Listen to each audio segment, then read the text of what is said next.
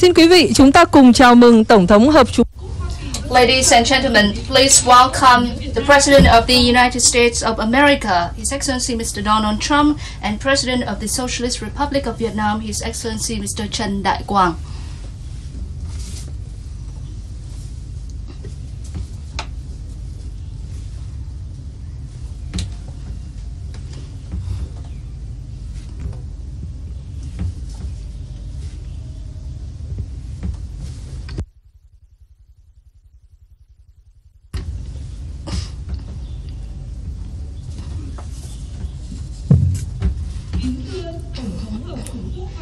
Your Excellency Donald Trump, President of the United States of America, Your Excellency Trần Đại Quang, President of the Socialist Republic of Vietnam, ladies and gentlemen, members of the media, President Trần Đại Quang and President Donald Trump are now hosting a press briefing to announce the results of their talks. And may I now invite His Excellency President Trần Đại Quang to deliver his remarks. Your Excellency Donald Trump, President of the United States of America, ladies and gentlemen, members of the media, President Trump and I have had fruitful talks about the bilateral relations and regional and international issues of mutual interest.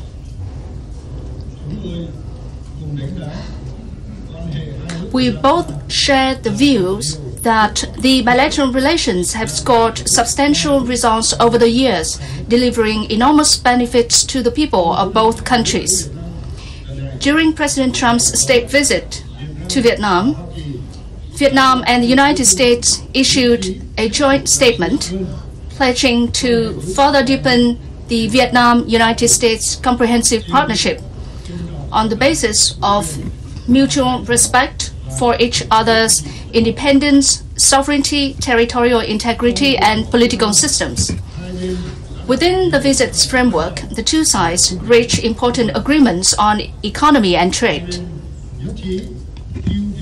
Addressing war legacy issues will receive higher priority, and we are committed to collaborate actively on this matter.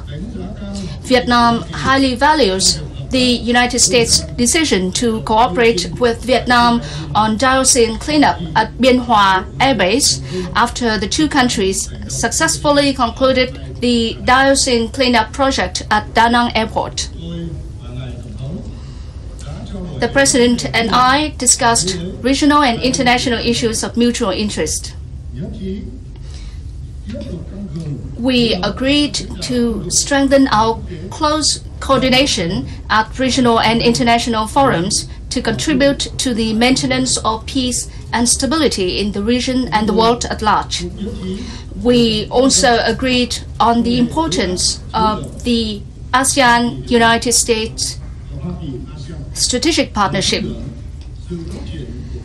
We believe that the development of Vietnam-US relations would not only benefit each country but also contribute to strengthening ASEAN-US relations for peace, stability, cooperation, and development in the Asia-Pacific and the world. The President's state visit to Vietnam marks a milestone in Vietnam-US relations, creating strong momentum for the substantive and effective and stable development of the bilateral comprehensive partnership. I wish President Trump and members of the U.S. delegation a successful visit, and I hope that you will have good impressions of our country and our people. I sincerely thank Mr. President personally and the American people for the warm friendship towards our country and people, and I appreciate the great efforts to develop Vietnam-US bilateral relations. I would also like to thank all American and Vietnamese reporters who are here today. Thank you very much. Thank you, President Trần Đại Quang. May I now invite His Excellency Mr. Donald Trump, President of the United States, to deliver his remarks. Thank you very much, President Quang. and thank you for your tremendous hospitality during my first visit to Vietnam. It is a pleasure to be with you right here in Hanoi. On behalf of the entire American delegation, I want to thank the Vietnamese people for their warm welcome and to reaffirm the strong friendship and growing partnership between our two nations. Travelers from all around the world, including many Americans, come to Vietnam each year to admire your magnificent limestone mountains, cycle through your many winding hillsides, or swim in the majestic Ha Long Bay.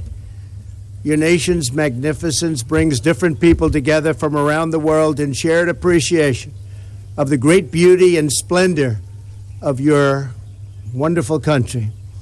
Over the past 2 decades, our two nations have come together to find common purpose based on common interests, and that's what's happening. It is those crucial bonds we are here to reaffirm today.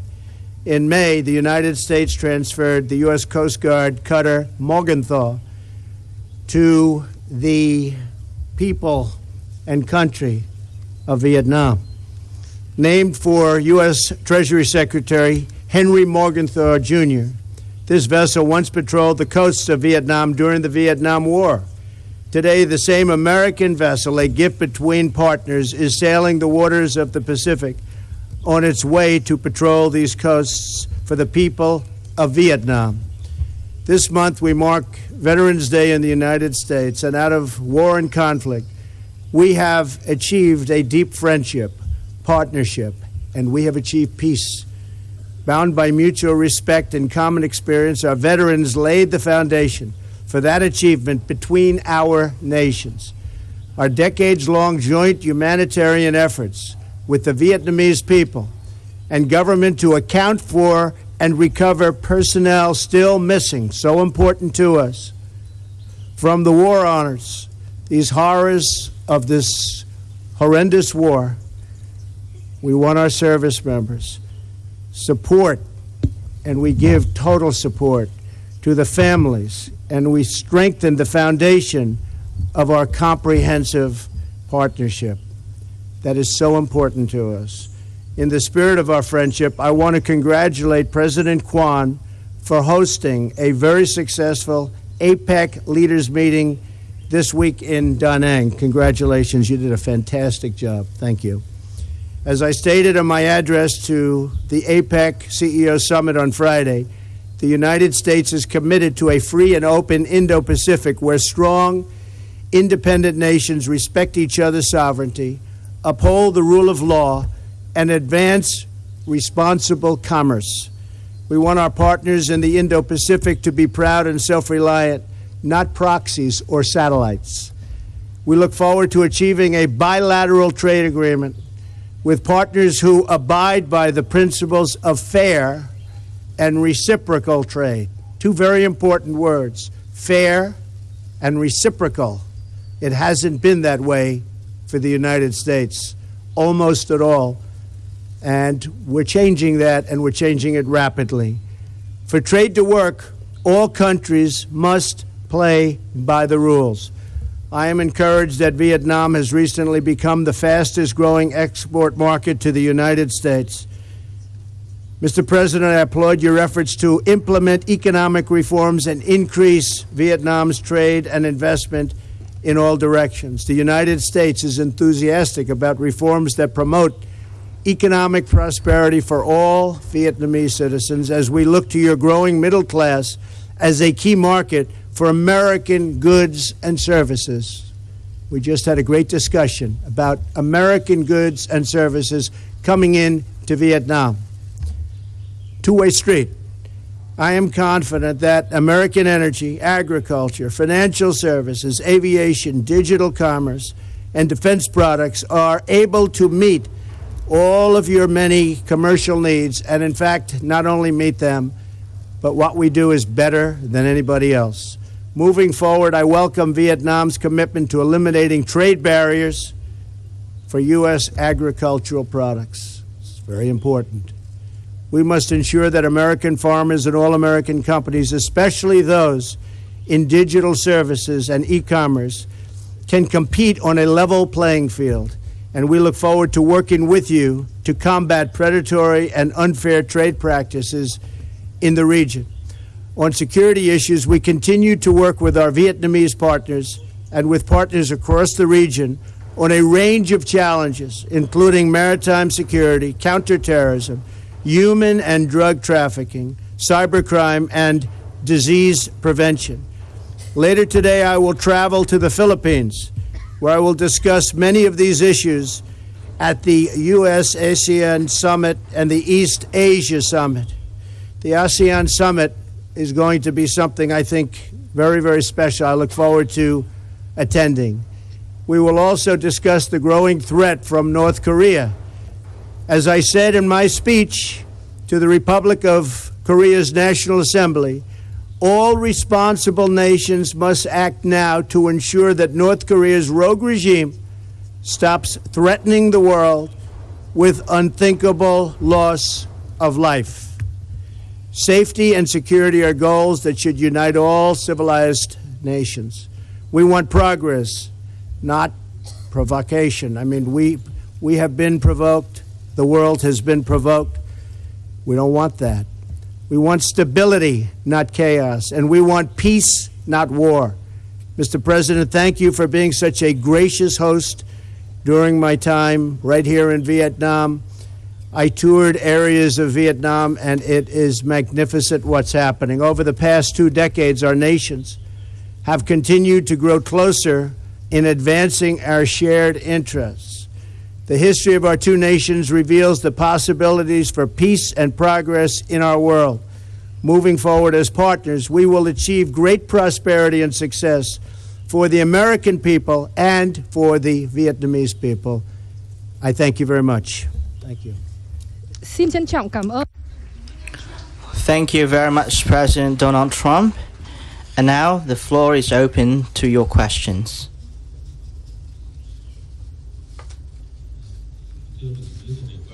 President Trần Đại Quang from Vietnam News Agency.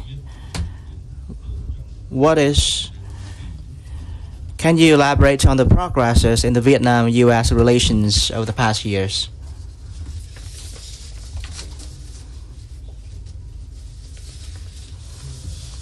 Well, dear reporters, over the past years, the Vietnam-U.S. relations have made very strong progress in all areas, from politics, diplomacy, economy, trade, science and technology, health, humanitarian areas, and people-to-people exchange, and in particular, high-level contacts, meetings, and exchange of delegations on the basis of the comprehensive partnership have produced substantive and meaningful results. And among them, the visit to the United States by Prime Minister Nguyễn Xuân Phúc in May this year, and the state visit to Vietnam of Honorable President Donald Trump in the very first year of his term of office are the highlights. Meetings between leaders of Vietnam and the President during his visit are very useful, and the meetings give us the opportunity to understand each other better and to work together on areas of mutual interest. The substantive and effective growth of the comprehensive partnership between the 2 countries have been and will be delivering benefits to our 2 peoples and contributing to the maintenance of peace, stability, cooperation, and prosperity in the region and the world. Thank you.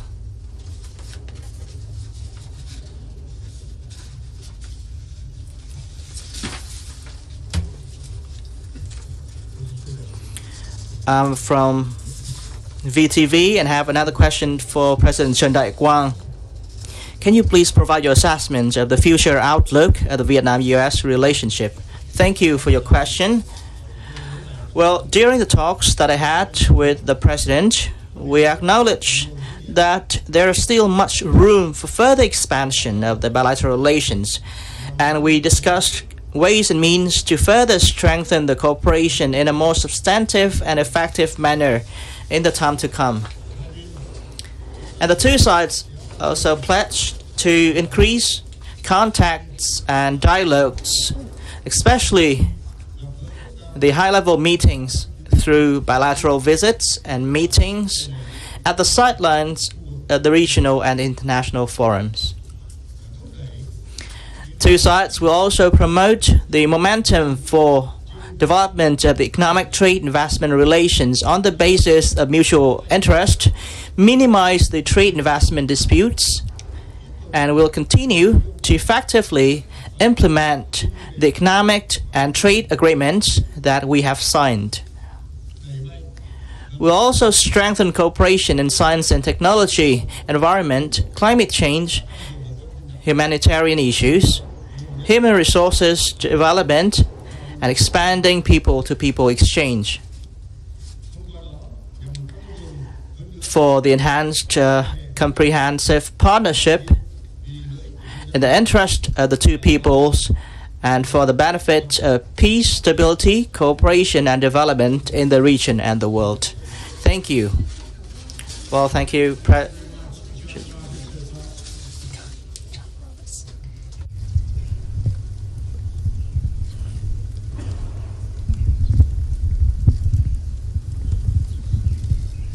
Thank you, Mr. President. And if I could throw a little bit of a change up here, I'll ask both leaders a question as opposed to just one. Okay. Mr. President, to you, if we could first, on the way here to Hanoi from Da Nang, you talked about your meetings with Russian President Vladimir Putin yesterday, in which Yes. you said you received further assurances from him that he did not meddle in the U.S. election. That's true.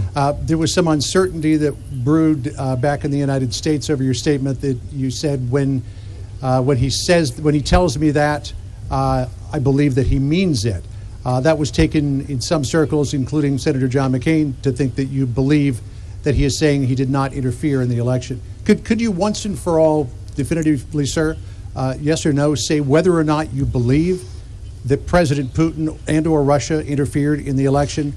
What I said there, I'm surprised that there's any conflict on this. What I said there is that I believe he believes that, and that's very important for somebody to believe. I believe that he feels that he and Russia did not meddle in the election. As to whether I believe it or not, I'm with our agencies, especially as currently constituted with their leadership. I believe in our intel agencies, our intelligence agencies. I've worked with them very strongly. There weren't 17, as was previously reported. There were actually 4. But they were saying there were 17, there were actually 4. But as currently led by fine people, I believe very much in our intelligence agencies. Now, at the same time, I want to be able, because I think it's very important, to get along with Russia, to get along with China, to get along with Vietnam, to get along with lots of countries, because we have a lot of things we have to solve. And frankly, Russia and China in particular can help us with the North Korea problem, which is one of our truly great problems. So I'm not looking to stand and start arguing with somebody when there's reporters all around and cameras recording and seeing our conversation. I think it was very obvious to everybody. I believe that President Putin really feels, and he feels strongly, that he did not meddle in our election. What he believes is what he believes. What I believe is that we have to get to work, and I think everybody understood this that heard the answer. We have to get to work to solve Syria, to solve North Korea, to solve Ukraine, to solve terrorism. And, you know, people don't realize Russia's been very, very heavily sanctioned.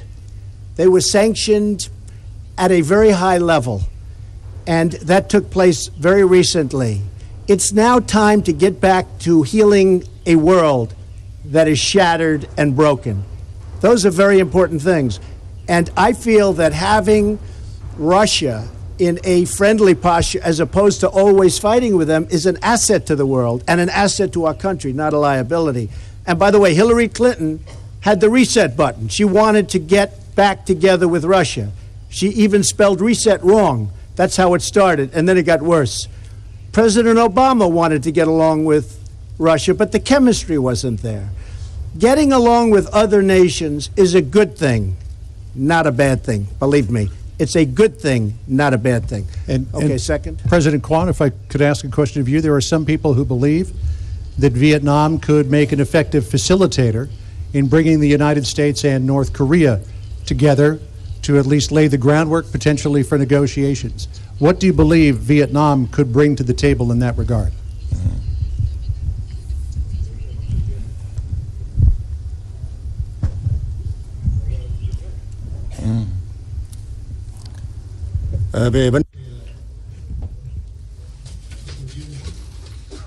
On North Korea issue, Vietnam is committed to seriously observing all the relevant resolution of the UNSC, and we support the denuclearization of the Korean Peninsula, and we'll do our utmost and do whatever we can to contribute to the denuclearization of the Korean Peninsula. Thank you.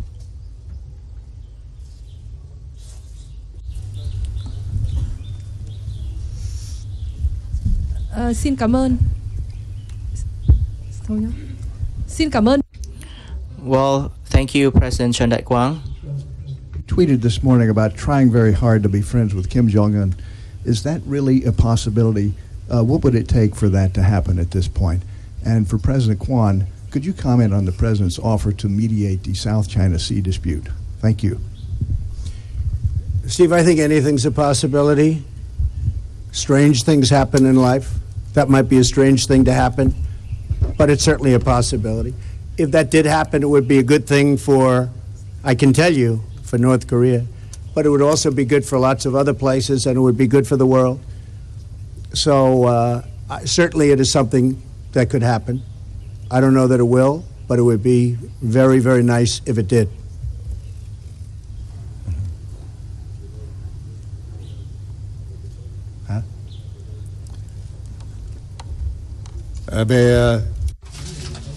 With regard to the South China Sea issue, I have shared my thoughts with President Donald Trump on the recent developments in this area, and it is our policy to settle disputes in the South China Sea through peaceful negotiations and with respect for diplomatic and legal process in accordance with international law, including the 1982 UN Convention on the Law of the Sea. Thank you very much. Thank you, President Chun Dai-Quang and President Donald Trump. We have come to the end of the press briefing today. Thank you all very much for your participation.